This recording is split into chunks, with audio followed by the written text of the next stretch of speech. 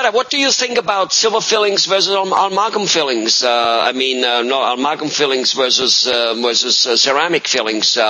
Should people who have silver fillings in take them out? Should they even still get silver fillings if needed to do money or to do whatever? I know you've done a lot of those things. Yes, how about they should have them all removed so they can get as much money from the scrap as possible. By the way, folks, it has doubled over the last few months, hasn't it? Absolutely. By the way, folks, I'm being sarcastic there. Let me give you my thoughts on silver fillings versus ceramic fillings.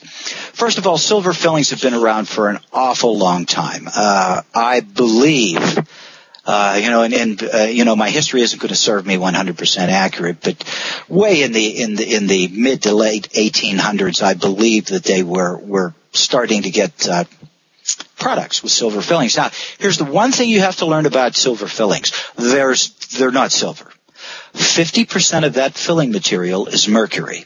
Then there's tin, copper, zinc, and a little bit of silver in there. I think the average silver, which is also known as an amalgam filling, is comprised of maybe 5 to 10% silver. So it's called an amalgam, which is an amalgamation or a mixture of different metals, the prominent element being mercury.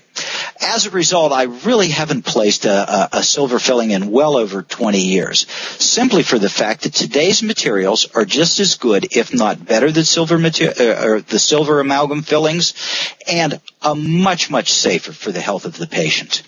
The long-standing thought is that amalgam fillings do no harm in patients' mouths. Once the amalgam is set up, the mercury is inert.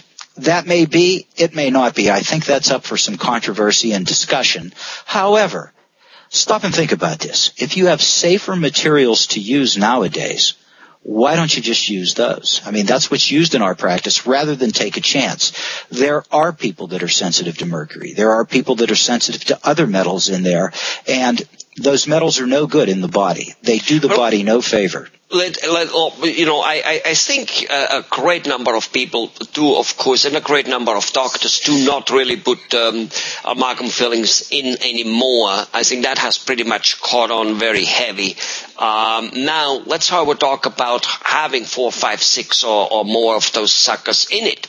Should you go in, drill, and take them out, or is that opening the door to basically spoil the poison into the body and maybe more dangerous than leaving them in? What's your take on that?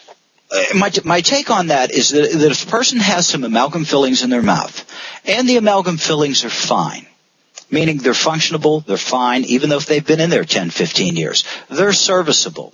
They're doing well for the patient, and the patient has no complaints about the fillings, and they're healthy, so be it. Let those restorations stay.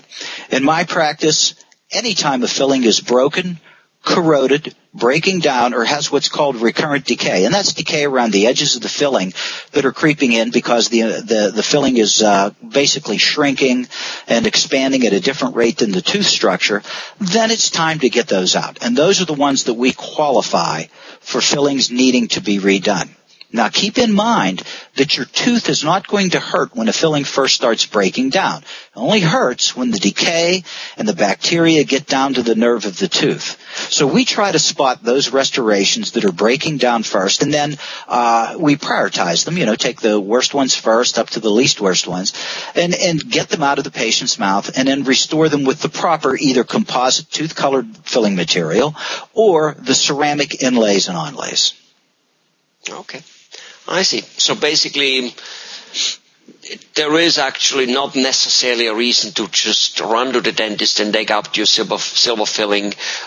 You might go and check them to make sure that they are still intact, and any normal good dentist will check it, will say, look, they're intact, leave them in.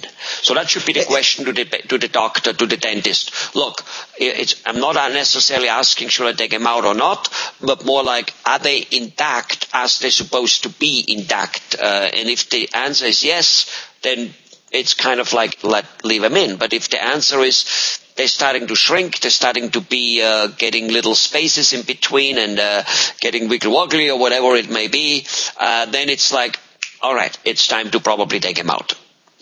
Right, and the other factor that comes into play is that if patients come in by their healthcare provider, by a physician who really has come to understand that there are some problems with heavy metals in the patient's body, and that these things are not doing them any good, and upon his recommendation, it's like these are probably not doing them any good. We can let's get these things out. Then you can work on a plan with the patient for eliminating that and it's basically for legitimate healthcare reasons, founded healthcare reasons.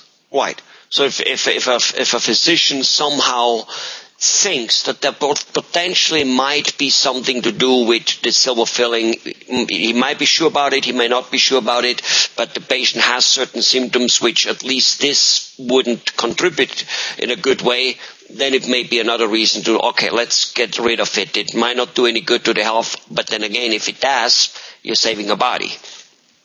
Well, exactly. There needs to be a proper founded basis for it, and there are many physicians out there who can accurately diagnose if there are heavy metal contaminants in the patient's body. And one of the main areas they look for is amalgam fillings and mercury. So yes, your statement's absolutely accurate, Helmut.